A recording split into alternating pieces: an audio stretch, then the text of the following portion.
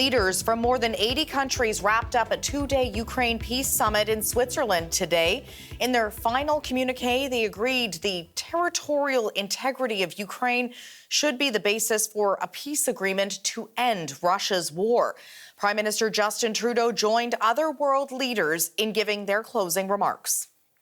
Canada will always be a strong voice for democracy, freedom and peace, and standing up for international law and the rules-based order.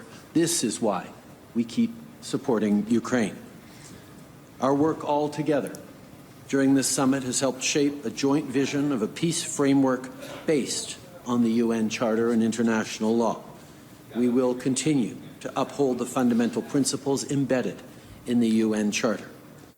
Analysts say the conference will likely have little effect on ending the war because Russia was not included. But despite not being invited, Russian President Vladimir Putin says he wouldn't rule out peace talks with Ukraine. Most delegations signed on to the communique, but India, Saudi Arabia and the United Arab Emirates abstained. CBC's Ashley Burke is in Bergenstock, Switzerland, and she has more on the event and how leaders responded. At this peace summit here in Switzerland, the Prime Minister said Russia needs to be held accountable for what he called an element of genocide. Justin Trudeau said Moscow committed that by taking 20,000 Ukrainian children from their home. Everyone can agree that taking kids away from their families, trying to erase their language, their culture, that's an element of genocide. That's pure colonialism. These are things that Russia needs to be accountable for and needs to engage with the international community. Canada announced a new $52 million package for Ukraine, including to help with displaced children, replacing damaged energy equipment, and helping rebuild. Ukraine's foreign affairs minister told me what his country really needs is air defense and weapons. Canada promised an air defense system to Ukraine a year and a half ago that's yet to arrive.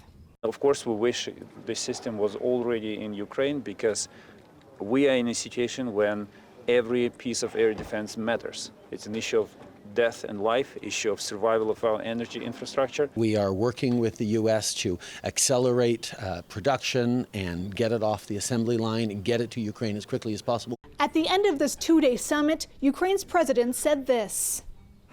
We are responding to Russia's full-scale invasion of Ukraine, not only with a full-scale defense of human life, but also with full-scale diplomacy.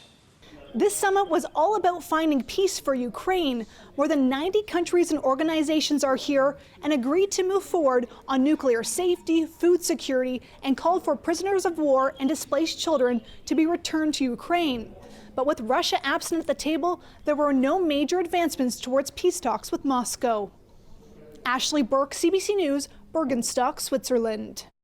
And for his perspective on the summit, we reached Dominique Arel, chair of Ukrainian studies at the University of Ottawa. He says although a handful of countries chose not to sign the final communique, it was still a successful meeting.